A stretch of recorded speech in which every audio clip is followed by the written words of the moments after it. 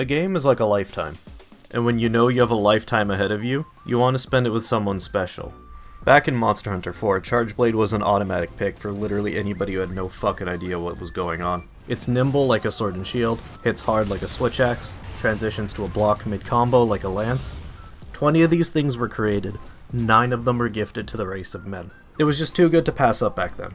Every weapon had a little thoughty phase when it was brand new, but Charge Blade had it the worst. Literally dozens of people that I played with got to the Akantor and immediately had their pronouns changed to was/were. It turned out that the Charge Blade was the single worst weapon in the entire fucking franchise to give to a new player. It straight up did not force you to learn how to move out of the way of a fucking attack. And the Insect Glaive was no better. It taught new players to just jump over every attack. And it's not the weapon's fault. Both of these fuckers were fully capable of rolling. And I would know.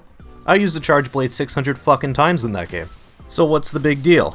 Everything I just said goes just the same for the Lance, and the Lance can't even roll in the first place. Think, Matt! Think! How many people do you see using Lance in low rank? 0! People who are using Lance have already learned how to play the game. So what the fuck is teaching them?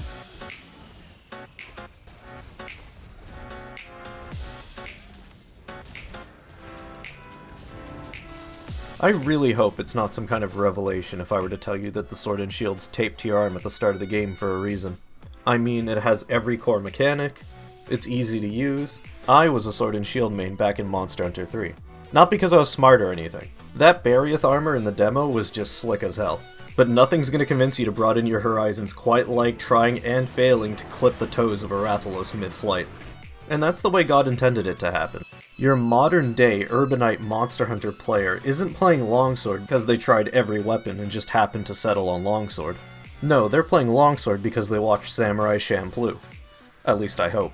This is all perfectly normal, and should not in any way undermine the massive performance boost in bed that you're going to experience while playing Monster Hunter. I mean, I've personally known many, a couple, several, alright, like 2 Longsword mains that have gone on to live happy, fulfilling lives. Alternatively, you could be one of the people that goes online, finds a guide by some dude named Frank Ammo, that has an amazing in-depth look into Trank Heavy Bowgun, and all of the people in the comments below are going to say that it's the best way to farm decorations in endgame. That's what happened to all those poor baboons I mentioned at the beginning. Teostra Charge Blade, whatever armor you wanted, and then the guide said you could basically play through the entire game without even blinking. I helped a lot of people get that Charge Blade. And every time I did, by the time we were done, they would always look like Aaron Andrews in downtown Hiroshima.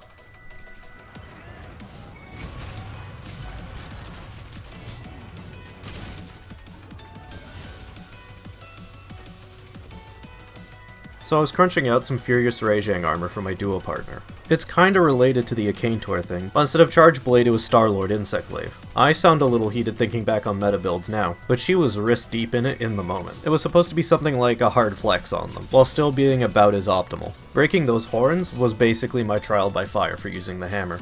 Now, I knew there was something up with Hammer back in 3, because when my friends and I would go to conventions, we'd go hunting with Hunter rank 999 Cyan Giga Chads who had max hunts on Hammer and never touched another weapon in their goddamn life. How did this happen? It's simple. I'm the weird one. I used to be perfectly satisfied with Greatsword Switch Axe, and all those Hammer players probably just had a buddy to cut the tail for them. And this is before you could just go online and have a conga line of random dudes do it. That basically just boils down to never needing to switch, and, by extension, never needing to play specific weapons to do specific things. The Hammer mains just got real good at knocking the monster flat on its ass, and those Charge Blade mains just got really good at waiting until everybody else cleared the fight for them. So it doesn't matter what you pick, but at the same time, it kinda doesn't matter what you pick. You can just use whatever gels with you the most. And that's why most people just use one weapon. So how do you find this weapon? You know, besides eventually. You just sort of suffer. The fact that you're still watching kinda tells me that you didn't just pick the katana like most people did. Or just go with the big lance that explodes like Jackie. So you're in my trench now. I value range over everything else. I play Greatsword Switch Axe Charge Blade because no matter where the monster is, no matter what the monster's doing, I want to be able to hit it. But there's probably a timeline somewhere where I decided that I wanted to be able to dodge no matter what the fuck was going on. And then I would have mained dual blades. Those Hammer mains absolutely wanted to just put the monster on the fucking floor and clean it up as fast as possible. Jackie played Gunlance because he wanted to wade through everything the monster had to throw at it and then put it on the floor with a high explosive munition. If you haven't settled on anything yet, just wait until you hit a wall, and you will.